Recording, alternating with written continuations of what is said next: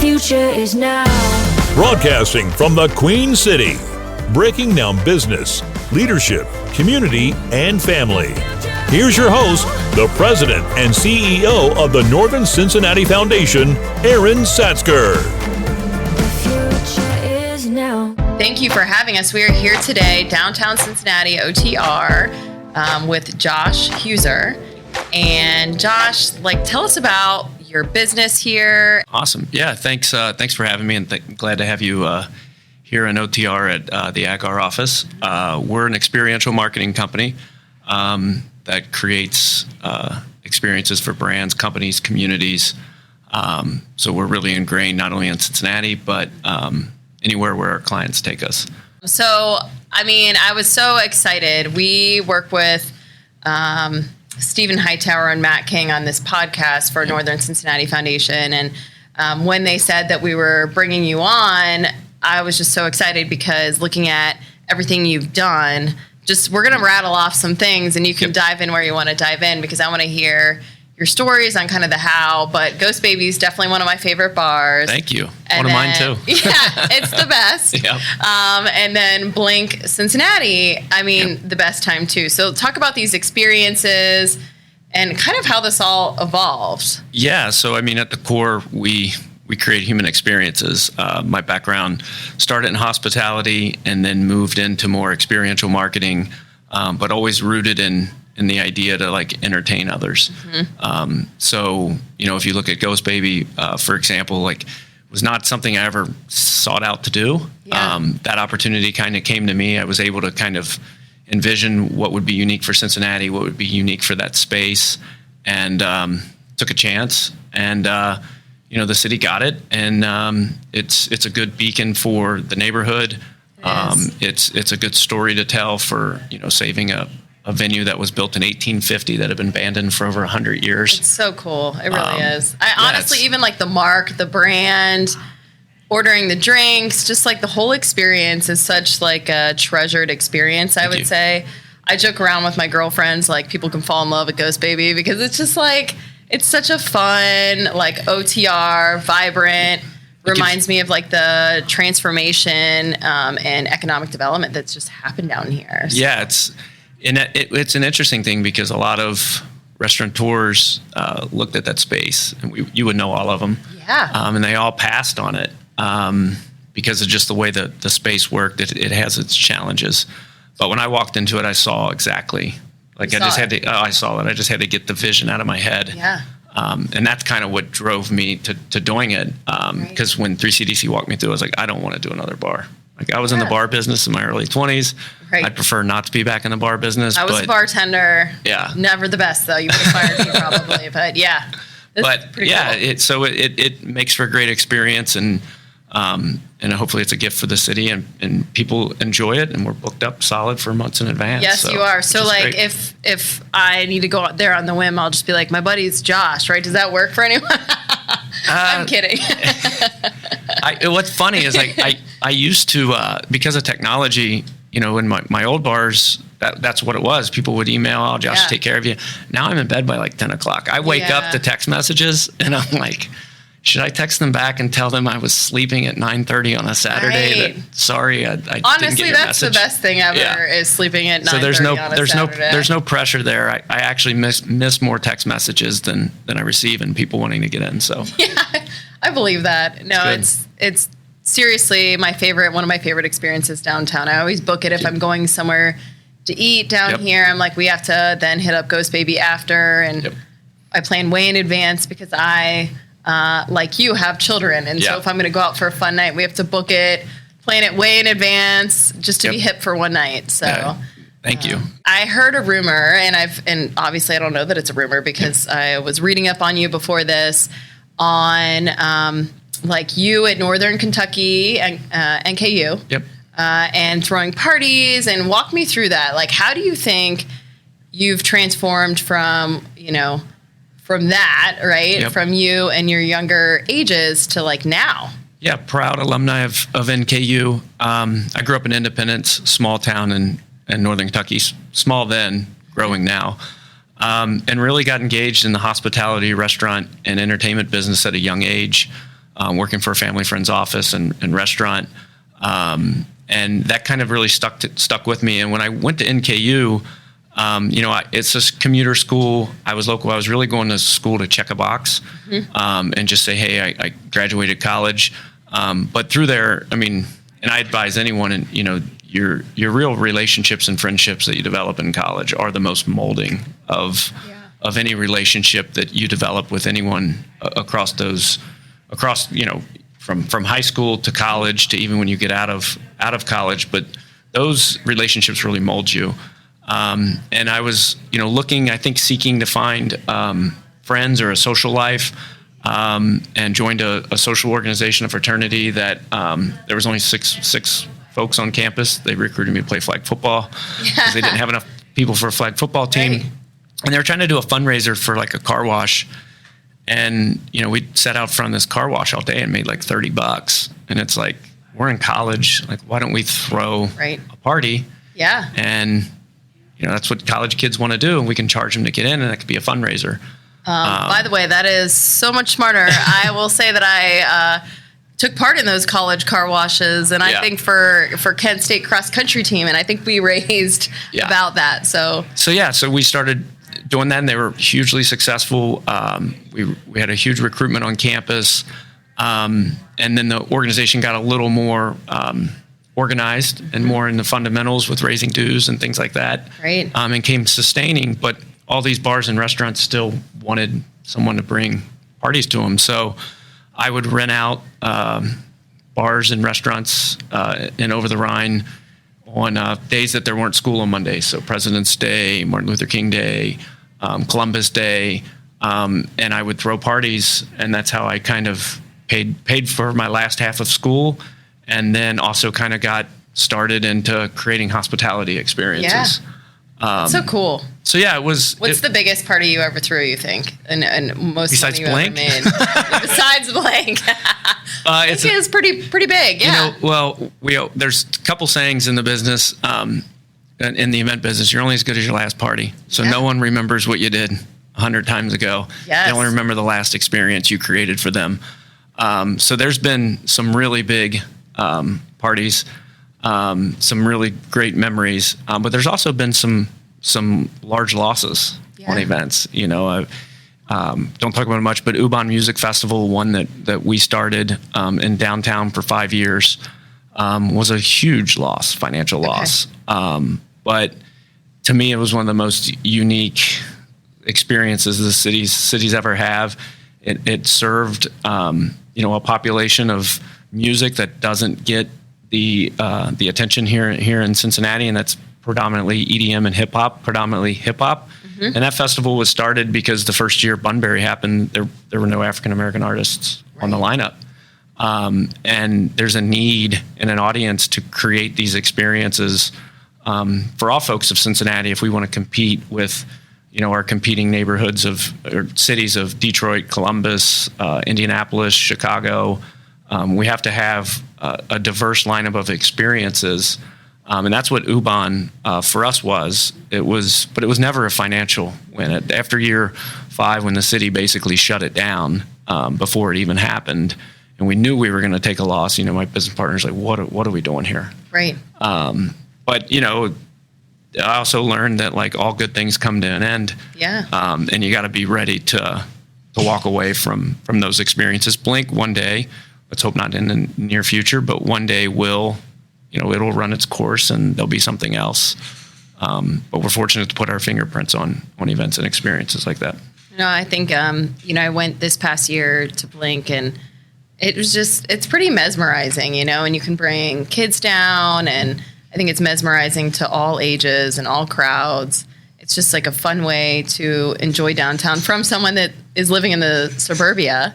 Yeah. It's like a reason to come down and get involved in the arts. And so it's been great. Yeah. And you look at Blink and I guess that's the story of life. Like little things lead to big things. Mm-hmm. You just have to be patient, and you have to just believe in an idea.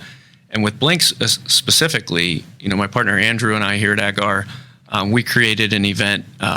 Many people may not remember this, but it used to be Cincinnati Design Week, Cincinnati Fashion Week, probably a decade ago. Really? Yeah, and it was an event that kind of, fluttered a little bit, but was always like, we have a DAP, we have this great design community with advertising agencies. There should be a celebration around design.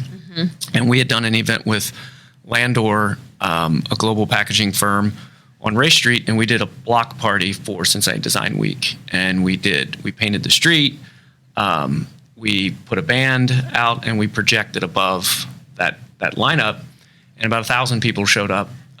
3 very important people showed up that night. Trey Davey from the Cincinnati Symphony, Tim Maloney from the Hale Foundation, and Mayor Mark Mallory at the time. Wow. Those were 3 of the maybe 800 guests that showed up.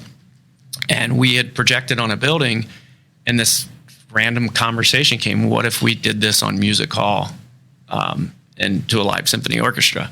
Right. We were like, yeah, we can do that. Yeah. Well, I mean, yeah, you say you can do it, but you don't really know what you're doing.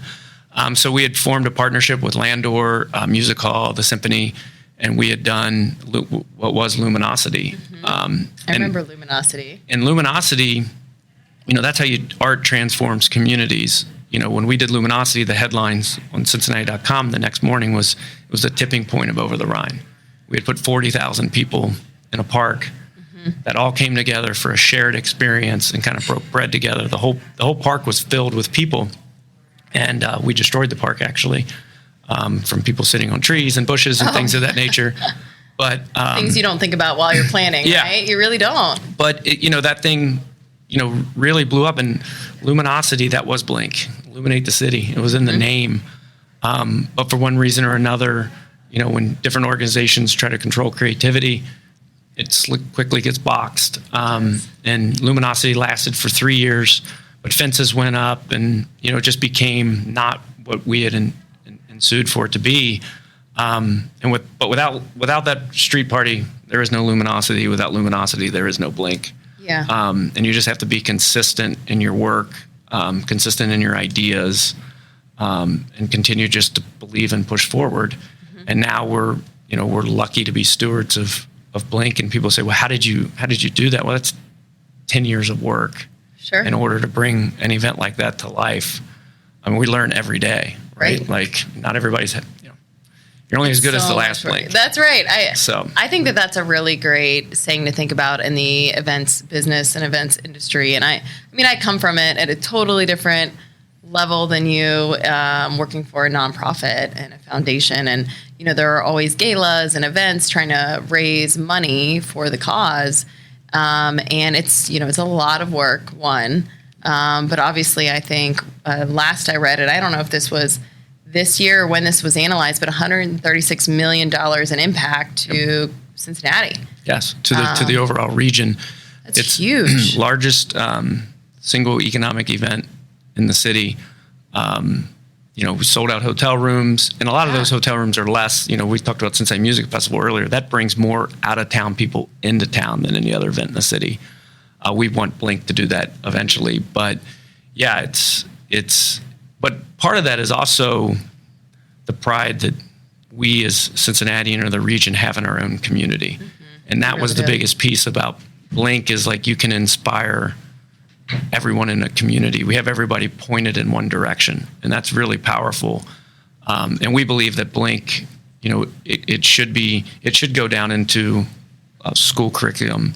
It could start in the community arts centers.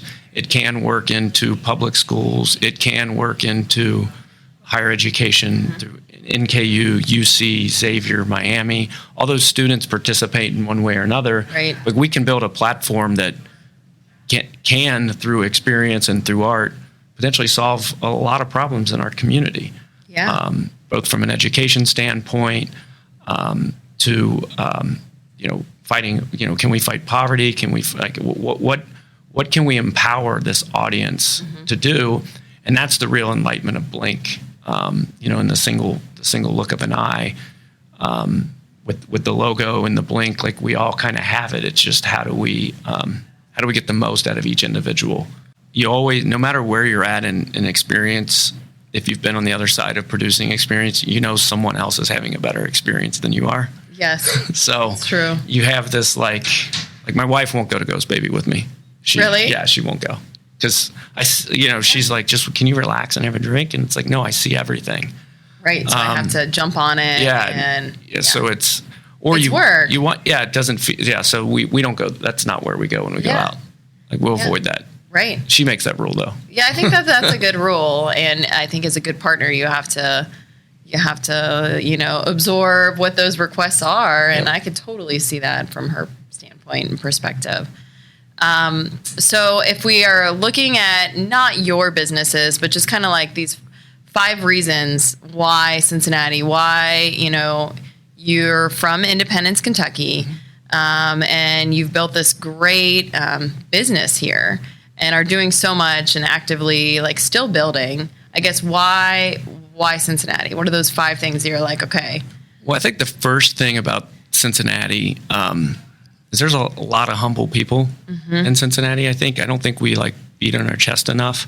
But because of that, the humble personality of the nature of Cincinnati, I think that it's also people are real easy to connect with, meaning that if you really want to do something, you have to put yourself out there and you have to ask people to meet for coffee or meet for drinks and try to share with them what you're working on. So I think it's real easy to meet people in this city and get instantly ingrained into the community. I mean, I look at what Justin did, our executive director from Blink, and how quickly he got ingrained into the city in 9 months was like, that's so that fast. Would not happen anywhere else. Really. He catapulted in and the city welcomed him and opened up.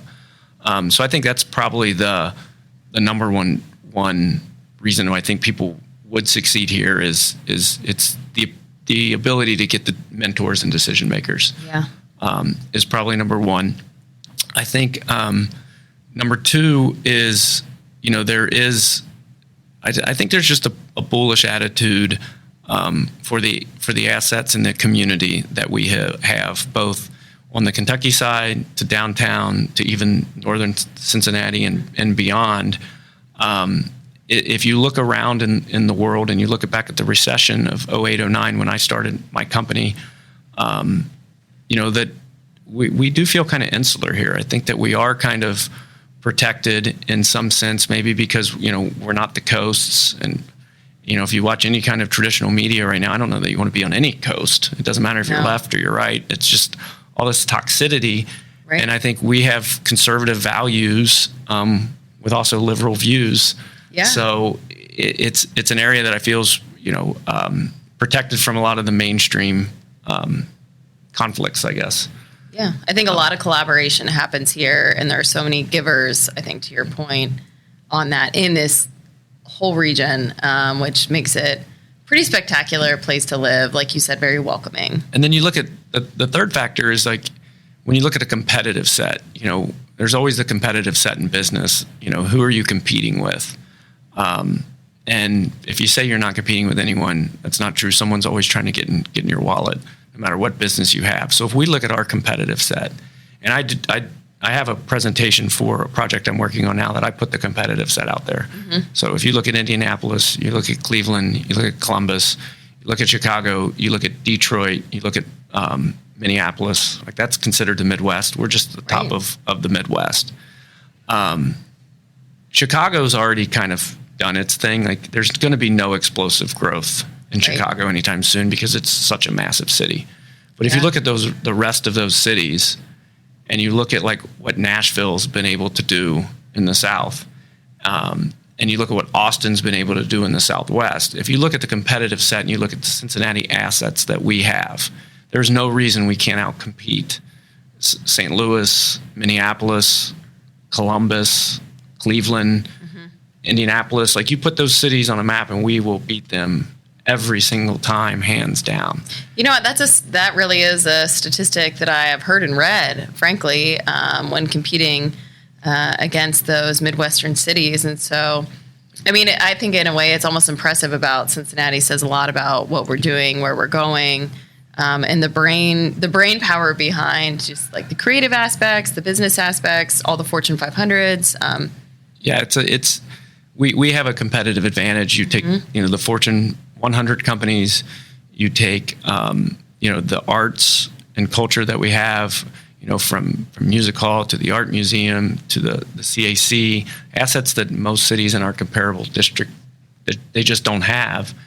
And then the final fifth piece is like developing a hospitality and food and beverage scene, which is ultimately culture at its core. I mean, I've always said when I started this company that culture is created from 9 to 5. It's 9 p.m. to 5 a.m. and it's manipulated from 9 to 5, 9 a.m. to 5 p.m. Yeah. Now I own a business now that apparently is 9 to 5, right? But I've lived on the side of the other 9 to 5. 9 to 5.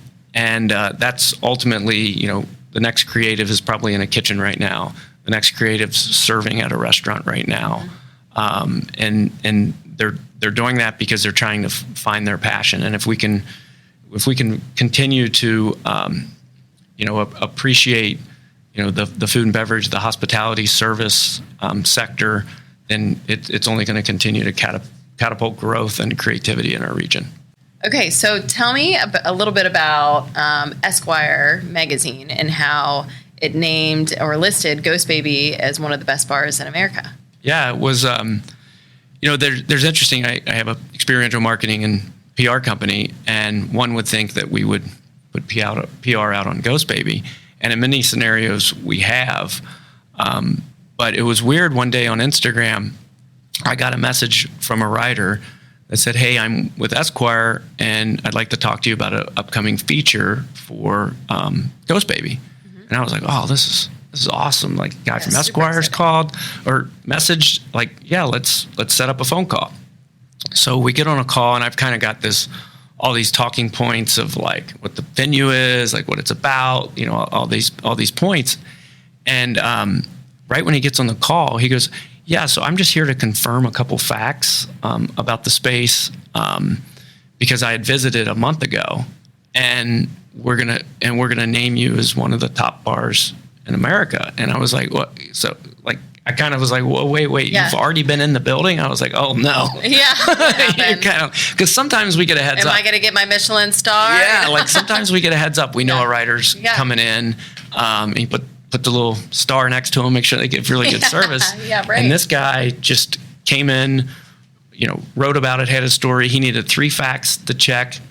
And this was, by the way, like in April. And I'm like, great. And he didn't say Best Bars of America, actually. He just said he was with Esquire doing a feature. And then there was a weekend in June, and my bar manager called me, and he goes, "Are we in Esquire?" And I was like, okay, the guy wrote this like in April or said he was. And I was like, I don't know, let me check. And I was like, why? And he goes, because someone came in last night and said they read about us on an airplane in Esquire magazine. So like it was a Monday morning. Oh my goodness. Yeah. So I went right up to Barnes and Noble or Joseph Beth Books. Yeah. And I looked for the Esquire, and I found it, and I opened it up, and like sure enough, there was Ghost Baby in it. And I was like, wow. And I reached out to the writer and said, hey, do you know that we're in there? He goes, yeah, the digital is going to hit on Thursday. It's going to be out on Thursday. So of course, I'm like, get the press release ready, get all these pieces ready. We organized to get it ready, and I'm supposed to review it on like 8:30 in the morning on Wednesday for it to launch on Thursday when it goes out. Well, Google Alert goes out, and Esquire announced it on Wednesday morning. Oh my God. So we had to like just push everything out right away. Yes. And then, obviously the local community picked it up, and so a little bit of that was orchestrated, but last minute behind the scenes of how we actually pulled that off. But that was completely unannounced, unknown. Well, congratulations. That had to feel really like a great moment that you did.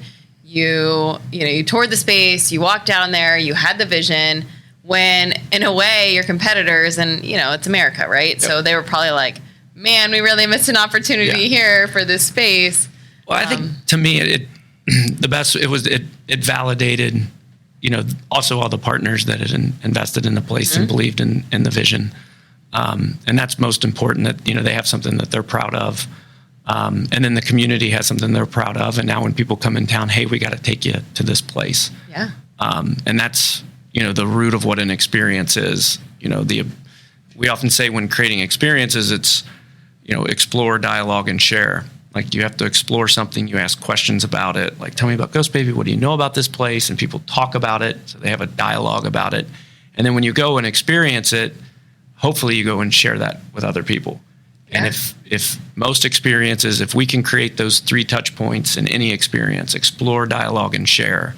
And share doesn't mean to be on social media, because actually in Ghost Baby, we tell you not to share through photo and video, which then everybody does. I was going to say, I'm pretty sure Yeah. I'm a little guilty Yeah. of that. Yeah, it's kind of like when you go to Go Bananas, you're like, meh. Yeah. Taking a photo. Exactly. Nobody saw me. It's because you want to feel like you're taking a risk in anything that you do. I have to tell you this story now because it's kind of making me laugh. But I was telling my mom, I'm like, oh, yeah, I'm on my way. I'm going to meet this gentleman downtown. His name's Josh. This is what he's done. She graduated from DAB. My sister is a designer as well. They're way more integrated into the arts, and I was like, but really, I love this bar, called Ghost Baby. That's my favorite. And Mom's like, are we not cool enough to get the invite to come with you? And I'm like, all right, Mom, I guess I'm going to book a reservation, take Mom and Dad down, get Please a good dinner, go to Ghost Baby. Would love to have you. So they were super offended, highly offended that I haven't taken them to experience this. Well, please do. Yeah. Invitation's open. Are there any stories or experiences or things that help shape you for this from your childhood? Yeah, I mean, I always go back to where I'm rooted and where I was born and grew up in Independence, Freedom, right? Like the little town of Freedom in northern Kentucky. But yeah, I think also as you get older, you don't realize the impact that experiences, as we've spoken of those, have on you until you get older and kind of look back. So I remember at a young age, probably 11, 12 years old, I would always go spend the night at a friend's house, and his family owned a restaurant called Nick's Grove. And I would go there, and I would stay it was one of those where I'd stay at his house for 5 nights. He'd come stay at my house for 2 or 3 nights. Parents are both happy because the kids are leaving for several nights. But I would go work in their restaurant as a dishwasher at age 11, 12 years old. And, that was the thing to do. Like, I don't know about child labor laws, but I was, but it was like you're at someone's house, so you just kind of help. So I really got started in hospitality in that way. I remember closing out the bar, doing shots of pickle juice while other people were probably doing shots of vodka or something else. Yeah. But also that company also owned a fireworks company, and I would do shows in the summer. Like, we would spend all summer packing kits, fireworks kits that you would buy at Kroger, $100 box, $300 box, $400 box, and someone like me would pack those boxes to then sell at Kroger. A little scary for 11 or 12-year-old. Yeah, it was just kind of came natural. You didn't, you just you line up a big box down a parking lot. You just walk and drop in sparklers in each one, and snakes in each one. It was just kind of very rudimentary work. Yeah. But we would also do fireworks shows. So at my house on 4th of July, what is now the Independence Fireworks Show used to happen in my backyard. Mm-hmm. And the company would test all their new fireworks at my house on 4th of July, and I would go light those fireworks and create these fireworks shows. And it wasn't until really probably after the second or third blink I started reflecting back of, man, I'm in hospitality now, in owning bars and hospitality ventures. And, I often say, humans explore darkness through light. If you go all the way back to where, days of Neanderthals, coming around the fire for a shared experience. Yeah. Well, that later became fireworks, and you look at the WBN fireworks, and humans just have this nature to explore darkness through light. Yeah. So fireworks were a big hit, and now we're producing Blink. And there is the same kind of through line of, all Blink is a bunch of people walking around in the dark in a city looking at lights for a shared experience. So it's just kind of full circle when you're, in your 40s and you're thinking of man, how did I get to where I'm at? It starts 11, 12, 13 years old, those years when your mind's really being formed. It is. It really is. And I'm fortunate that it formed me and continued to lead me in the right direction. Yeah. So Josh, can you tell me a little bit about kind of the difference between an event and creating an experience? Yeah, that's a tough question. But I would look at an event is just a moment in time. something that happens at a place and a date and a time, whereas an experience is something that you take with you. And what we often create in experiences is really the idea of memory making. And we actually did a study years ago on the idea of like what makes a memory. And actually what makes a memory is, our mind is trained to think in patterns. So the idea of making a memory is actually interrupting a pattern. And then if you interrupt a pattern, then that ultimately creates a memory. So when we look at creating what would be an event and how you turn that into an experience, you really need to think of the different perspectives of each guest and how they're going to attend and how they're going to experience it and how they take it in. You can't force them to think something. You have to leave it open-ended so there's a sense of exploration, as I mentioned earlier, and that they kind of create their own moment in time. So when you look at Blink, one of the biggest backlashes that we get at Blink is we get this question thousands and thousands of times on the website is, where do I start and where do I end? Right. And if I could reply to all those, I would be like, you don't. Yeah. Like, we've created something that is open source of an experience that all you have to do is wander into it. And we've created this strategy in it called beacons and breadcrumbs. So the idea that when you walk into downtown, and no matter where you walk in from where you park, you're going to see a beacon. And you might actually see 3 beacons, one over here, one straight ahead, and one to the right. We want you to decide which beacon you're going to go to. And when you go to that beacon, you're going to hit a breadcrumb. And that breadcrumb may stop you in your tracks, and you may watch it. It may be a person playing music on a street corner, and you stop and you take that in. And then maybe you see another beacon and you never make it to the beacon you were heading to, and you head to another beacon. That ultimately is what creates the wonder and the magic of an experience. As I said before, an event is a date, a time, and a place. That doesn't sound that, we have events. I have events on my calendar all day. Yeah. And I'm not going to have much memories of either one From of those. Yeah. Unless you're going to the Taylor Swift concert July 1st. Hopefully that's an experience. We're trusting that she's That's right. put together An experience. Yes. And how you wonder. And there is a sense of wonder. What song is she going to play? How's she going to start the show? How's she going to end the show? Yes. So you do have a sense of wonder in what that's going to be. And, that's often, so when you use that lens of like, okay, and you were talking earlier about nonprofit and galas and things of that nature, like we've all been to a lot of them. So like when you look at that lens of creating one, there's going to be a rubber chicken dinner somewhere in between. Yes, there is. There's going to be a speaker. There's going to be, there's all these formulas, right? Right. So how do you turn that formula, just flip it on its head a little bit? And that's how you'll get people to talk. That's how you get people to experience something. So at least that's the lens that we look at it through. I think that's a great lens. And I think that's like you said, it then becomes an experience instead of and then you remember an event. Yeah. And you don't, that's the thing, even Blink, at least for me, I don't remember everything about Blink.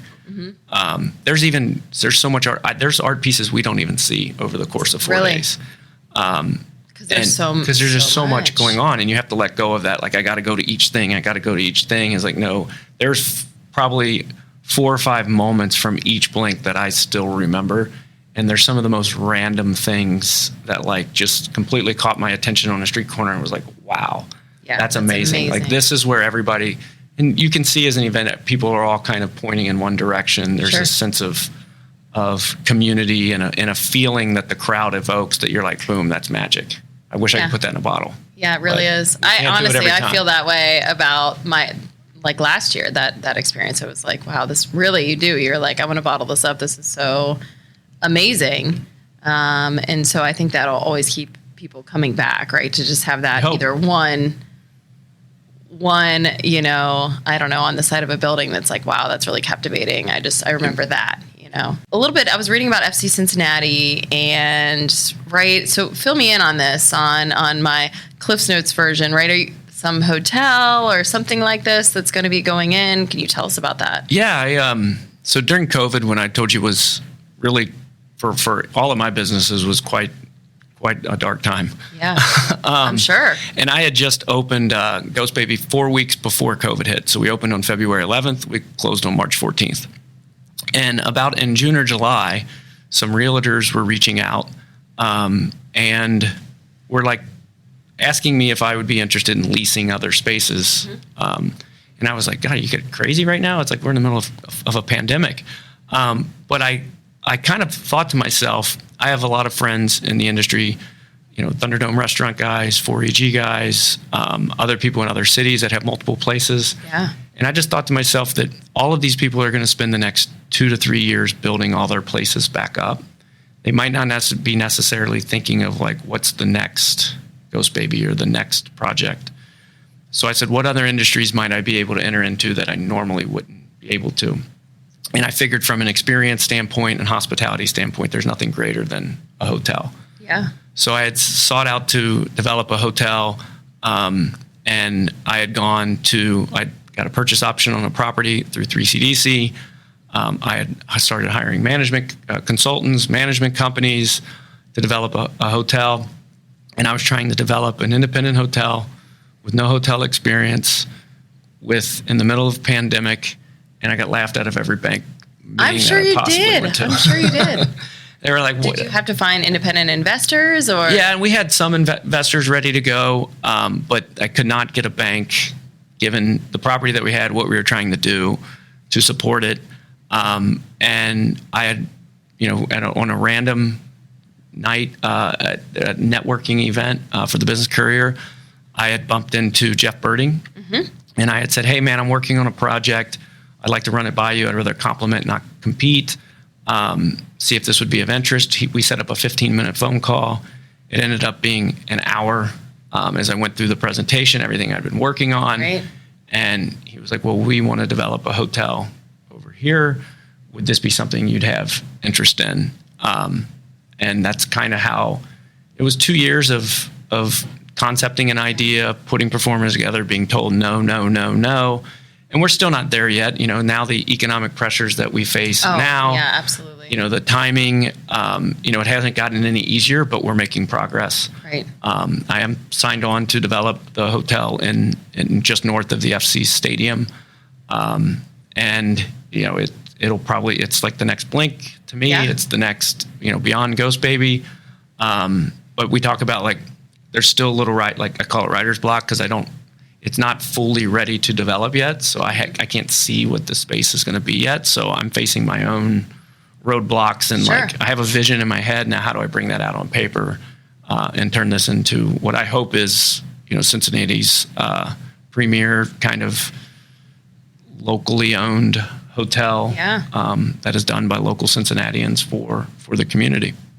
Well, and frankly, I think even people from, the broader region will come in and stay downtown because I do that too as well. You're like, you know what, let's have the full experience, with your kids, if grandma or grandpa have them, or if you have a sitter or whatever, you come down and you have like the full experience. I think go to an FC game, stay at the hotel, exactly. go see, all but that But I hope stuff. it's one of those things that I don't know the ins. When I started the hotel process, I met with a consultant who's been a good dear friend of mine, who was one of the first person to believe in this.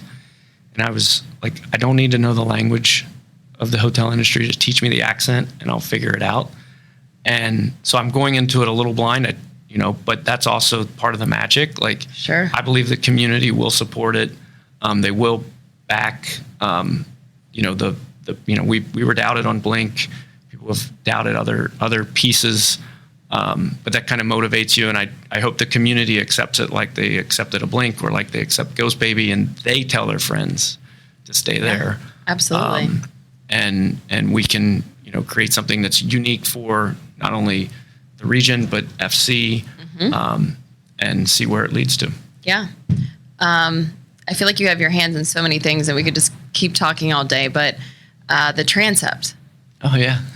Can you tell me about that? I actually, I'll be honest. I was online and I couldn't get Taylor Swift tickets. Obviously, this is a theme. I'm real sad about it. But Steven, then you got to get her Taylor Swift I know. tickets. Come on, Steven. Come on. Can Can any of my people hook me up here? I love it. No. And anyway, so the transept. Yep. You guys had this like candlelight Taylor Swift thing. I bought tickets for my sister and I said, you know what? If we can't go to Taylor Swift in person, we're going to go to the candlelight at the transept. Those things are selling out. It's awesome. Great. Yeah. It was great. We loved it. We ate right down around the block, right across the street, actually, had good sushi, walked right over. So it was a really fun night. And so that's my only experience with that. Can you tell me about like what mainly you're booking it for? Is it events for weddings? So transept is, I feel a great wedding venue. We do a lot of corporate events, private dinners in the downstairs room. So daytime events, birthday celebrations in the small bar or the registrar room on the first floor. And that's been an amazing project. I work with my partner Funky's Catering, which is now Delightmore, and Michael Forgas. I developed that project in 2012. We got it open in 2015. And it's doing great. Those guys have done a great job with it. We're probably doing 80 weddings a year in that space. That's a lot. Yeah. Honestly, that's a lot. But you look at that building, it's at, when I tried to open my first nightclub when I was 23 in 2003, I walked through that church, and I thought of opening a nightclub in there. Well, we learned real quick, my appetite, the stomach wasn't as big as the appetite, and there was no way that we could do that.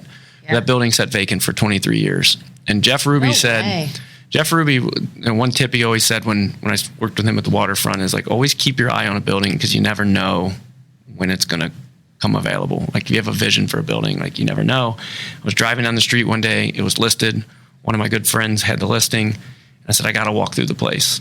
And I walked through it just like I did Ghost Baby, and just stuck with me. I was like, okay, now I got to do this. So I went to 3CDC and I asked them at the time, I was like, I don't have my full plan yet. I don't have capital yet. But like, if you buy this and I buy a purchase option on a year, where you give me a year to buy it back from you. And they agreed to it, and I went to work for a year. And right around that 1 year time, we were able to buy it back, finance it, and turn it into what is the transept. And the one thing I learned in that property is, that was built in 1867. Mm-hmm. It's going to be here. It was here long before me. It's going to be here long after me. If you just put, it had solid bones. If you just put good life back into a property like that, or anything that you do in life, like it'll pay you back in so many different ways. Like you just have to be a good steward of the property and the business. Yeah. Sometimes there's a business, some business like this, at different times you wake up in the middle of the night and you're thinking of 10 different things. Right. A place like that, if you do it right, you put the good team around it, you put good bones in it, it'll pay you back in different ways. And I'm fortunate that not only the partnership, the way it all came together, it's a secure space. People want to get married. People like to celebrate life. Yeah. And it's been a good project to date. And it really is. It's very, very picturesque, lots of history. I'm a big history nerd myself, so I just love that history for the city and now you're going there, And you go in there, it's if you look at it, the design's simple. Everything's white. Yes. It's like all white walls. It was during that time, if you remember, in the turn of 2009, 10, everybody was putting these filament style light bulbs everywhere. Yes. And I was like, no filament style light bulbs, but you want that amber glow. So just do the white walls, very dim lights, and it creates the arches in the space, and it'll be romantic setting, very simple and clean with the stained glass windows. Mm-hmm. And fortunately, it's worked. Good. So I will say that we've had a lot of fun learning about just frankly everything that you're involved in, your business, how you got your start, and frankly just what you're doing and building in the city. I definitely appreciate the afternoon today.